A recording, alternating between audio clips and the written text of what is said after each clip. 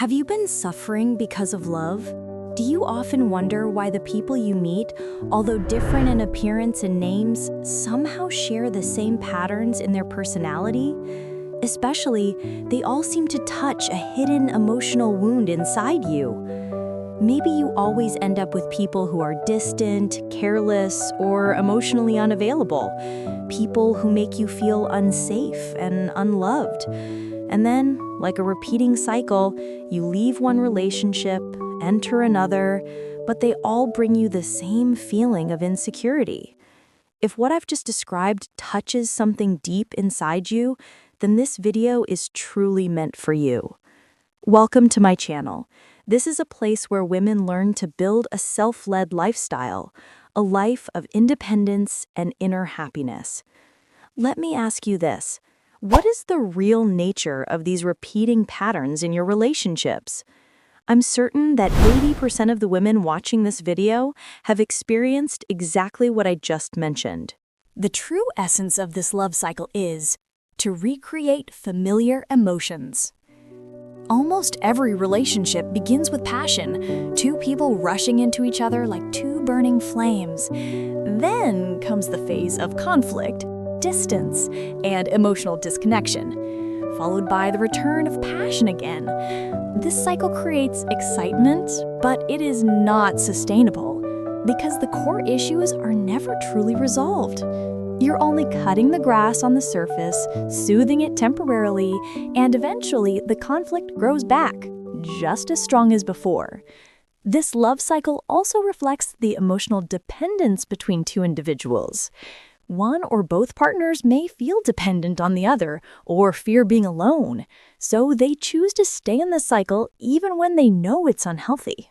So if you want to break this cycle, you must look at its root. And it doesn't start from your current partner. Where do you think this cycle truly comes from? Carl Jung once said, "Love is the mirror that reflects the growth of the soul." Love is not only about passion, it is a rare opportunity to understand and evolve yourself. In my many years of doing therapy, I've met countless women who felt unloved, who believed that the men in their lives were always distant or indifferent. One woman once asked me, "Am I being overly sensitive? Why do I feel so anxious, shocked, and panicked just because he replies late or forgets to check on me?" I told her that this wasn't about sensitivity. It was a deep psychological wound, and it was showing up repeatedly in her relationships. After many sessions and years of working with similar cases, I realized one thing. Most people share the same root issue, the family wound. The family wound is the silent force shaping the way you love. Back to her story, the problem was not that she was too sensitive. She grew up in a household where her parents imposed constant control. Her father controlled her mother, and as she grew up, her parents controlled everything: her studies, friendships, and even her decisions. You might think, if that's the case, shouldn't she be looking for someone who gives her freedom? But no, human beings tend to gravitate toward what is familiar. She unconsciously chose men who resembled her father, men who controlled her, because deep inside, she believed that control equals love. We often assume that family love is the purest form of love, so our mind sees it as the standard of safety. That's why we unconsciously seek partners who resemble our mother or father. This is also why when a man forgets to check in or replies a bit late, she immediately thinks he doesn't love her. But this does not mean I want you to blame your family for your unhappiness. I would never encourage that.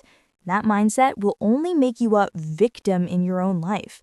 And happiness will never come to those who hand over responsibility for their lives to others.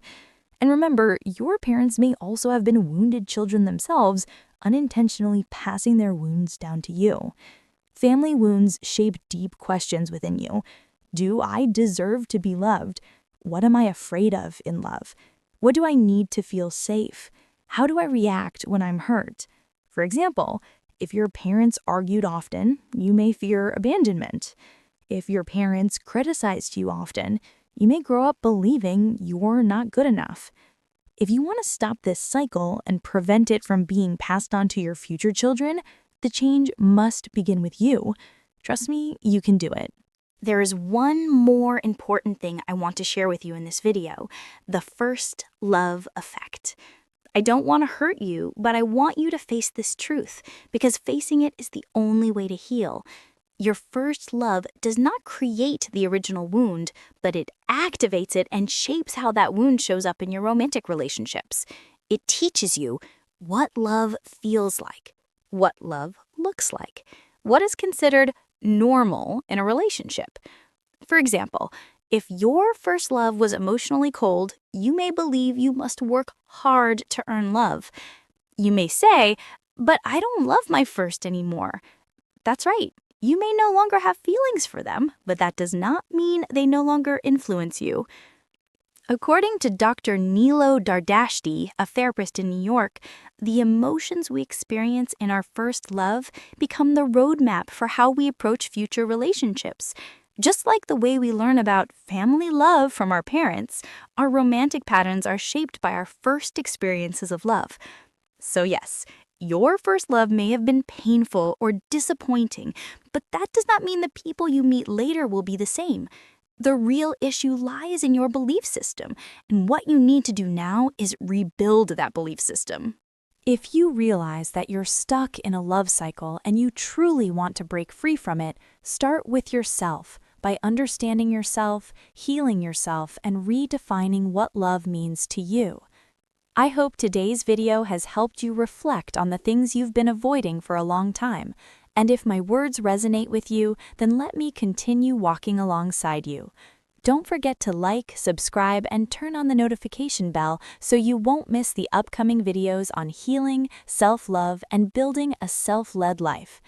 And please share in the comments, what love cycle do you recognize in your own life? I will take my time to read and thoughtfully respond to every comment.